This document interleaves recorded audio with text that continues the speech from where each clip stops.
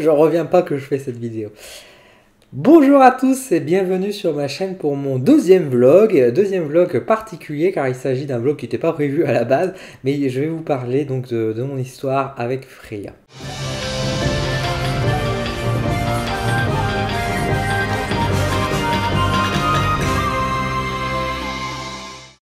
Alors, pour ceux qui ne le savent pas, ceux qui ne suivent pas mes réseaux sociaux, Freya, il s'agit donc de ma petite chatte noire que j'ai recueillie. Alors, pour vous raconter toute l'histoire, Freya, je vais vous montrer des photos en même temps que je vous parle. Freya est une petite chatte noire qui m'appartient pas à la base. Comme vous savez, j'ai déjà un chat qui s'appelle Odin, avec qui je vis depuis 2 ans, il n'y a pas de souci.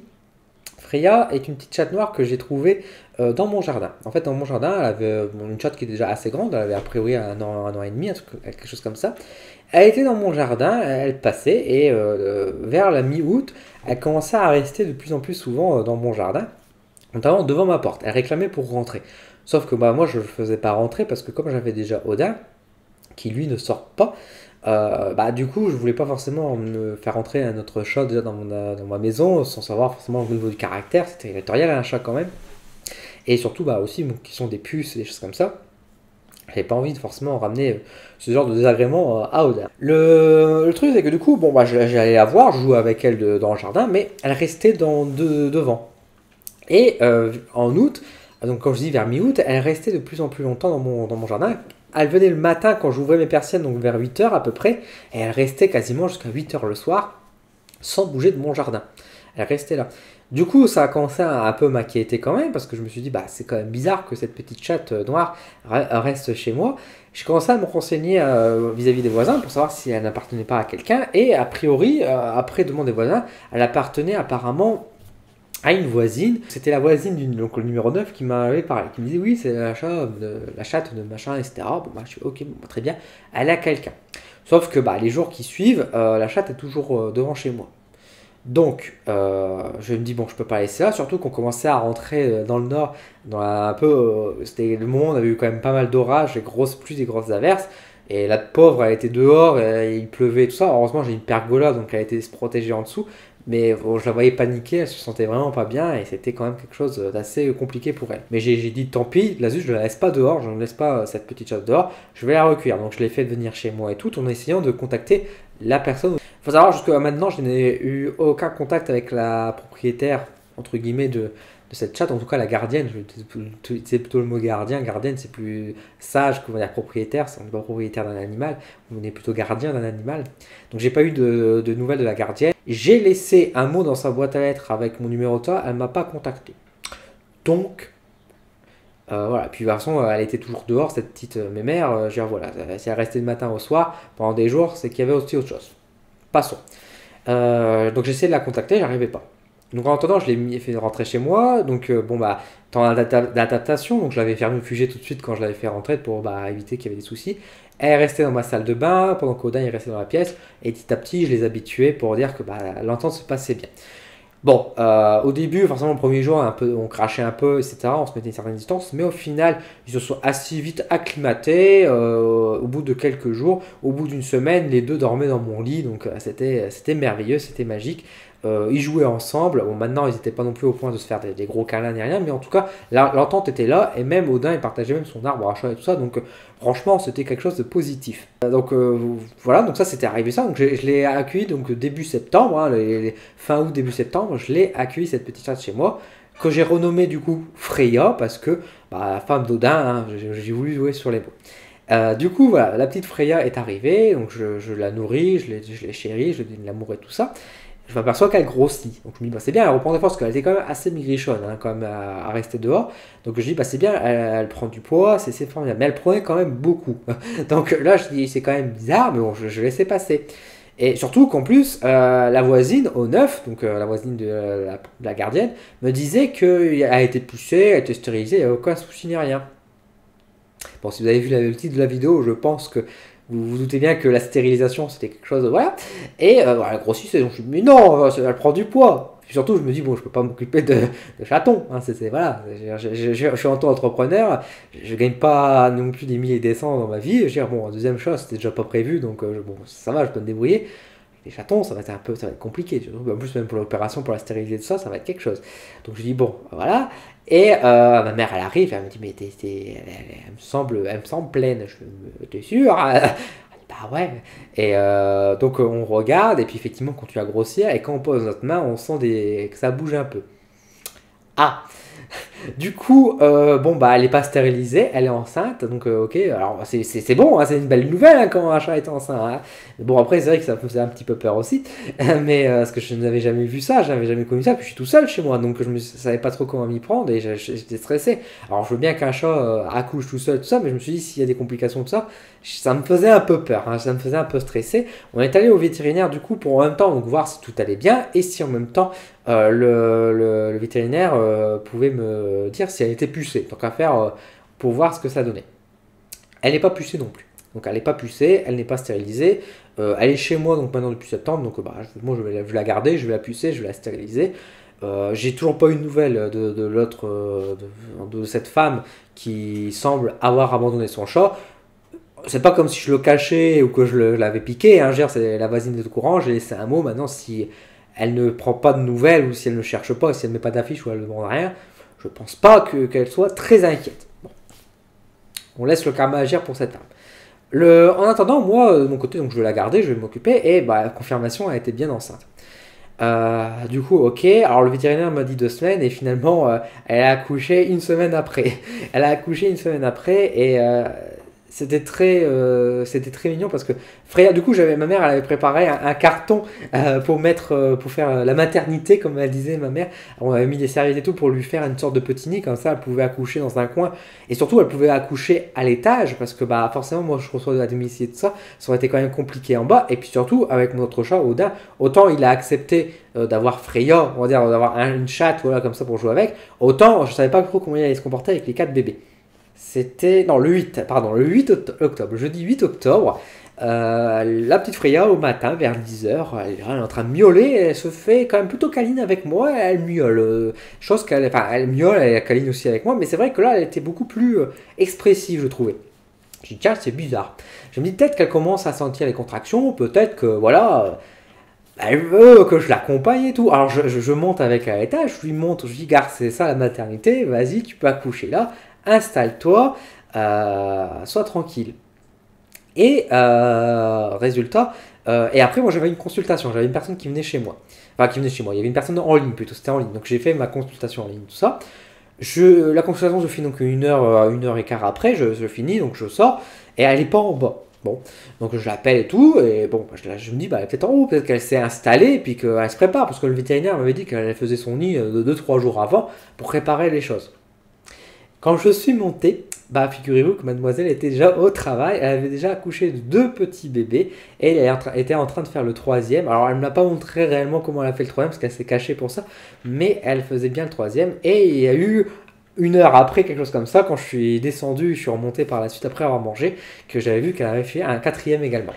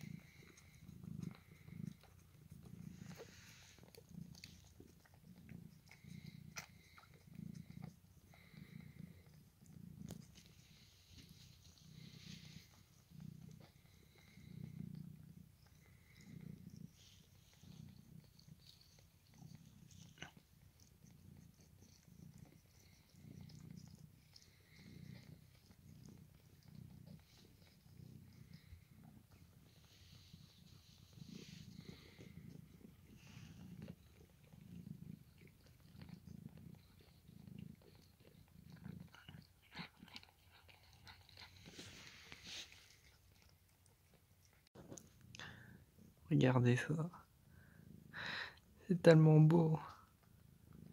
Je suis en larmes derrière mon écran. Je trouve ça tellement joli, tellement mignon. Bravo Freya, t'es forte. Oui, 3 petits bébés. Regardez-moi ça. La vie qui est devant nous là.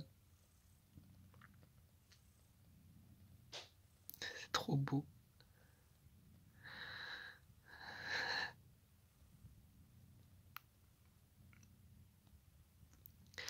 J'ai tellement de gratitude là pour ce qui se passe. Pour vivre un si beau moment. Si mignon.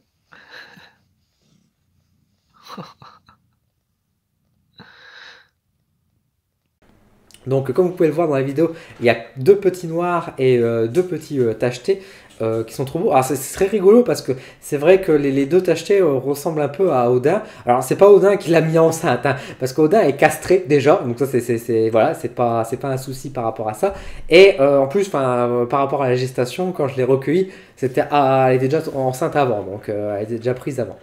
Donc deux petits bébés. Alors a priori, je suis pas un grand expert, mais j'ai l'impression qu'il y a un mâle et une femelle de chaque couleur, donc c'est plutôt rigolo.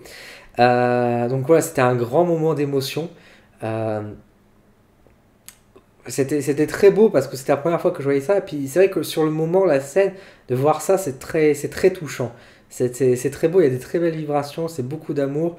Enfin, c'était un beau moment. L'accouchement s'est bien passé, elle a su très bien se débrouiller toute seule. C'était super. Et j'étais très touché aussi de la part de Freya parce qu'il y avait vraiment une grande reconnaissance dans ses yeux, il y avait beaucoup d'amour. Et même aujourd'hui encore, il y a beaucoup d'amour et de tendresse dans ses yeux. Et c'est très agréable, c'est très doux. C'est très très doux, rien d'en parler, j'en ai les larmes aux yeux.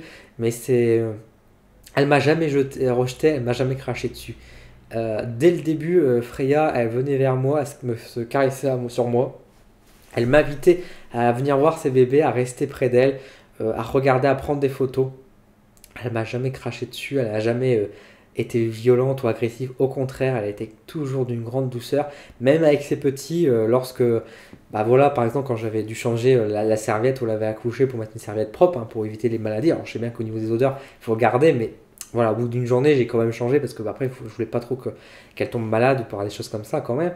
Et j'avais dû bouger un petit peu ses bébés, tout ça. Elle a rien dit du tout. Elle était au contraire, elle ronronnait et tout ça. Enfin, c'était une petite perle. Franchement, c'est Freya est une chatte incroyable, pleine d'amour et franchement, c'est très émouvant. Du coup, tous les jours, je prends des petites photos des chats et je vois leur progression. Ils grandissent à une vitesse folle et c'est très chouette, c'est très beau et c'est une superbe expérience.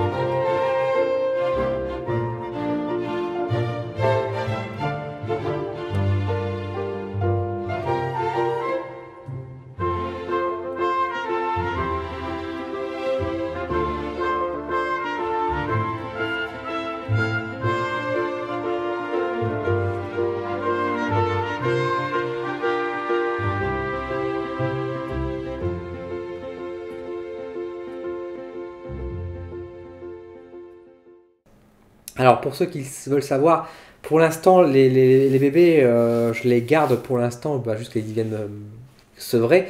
Donc ils feront se dirait 2 mois, donc ça va arriver pour les périodes de fête. Donc à Noël, il y aura des petits cadeaux. Faut savoir que bah, je ne vais pas pouvoir garder les chats parce que les petits chatons, ça va être un moment très difficile, je le sens. Mais je ne peux pas les garder parce que bah, je ne peux pas me permettre d'être avec 6 chats à la maison, un lapin, et moi, avec mon petit salaire d'auto-entrepreneur. Surtout qu'encore une fois, comme je vous dis, je vais devoir aussi faire opérer Freya, etc. D'ailleurs, j'y pense, je remercie beaucoup mon vétérinaire, parce que je ne vous l'ai pas dit, mais mon vétérinaire a été très gentil, il m'a pas fait payer la consultation, la visite que j'ai faite la première fois. Bon, comme je dis, pour voir vérifier si ça a été pucé ou pas, là, il me l'a pas fait payer, donc c'était très gentil.